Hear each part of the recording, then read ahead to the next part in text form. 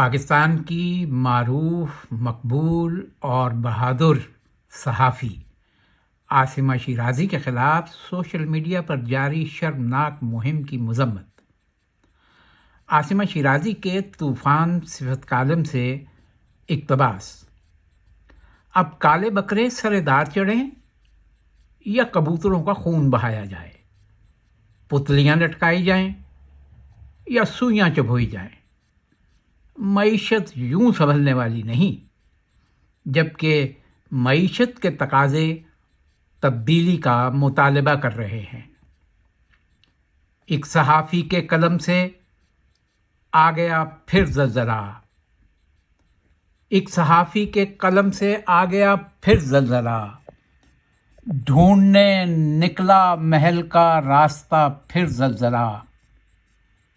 عاصمہ شیرازی نے لکھا نہیں جب کوئی نام، کس لیے صفدر حکومت میں بھلا پھر زلزلہ۔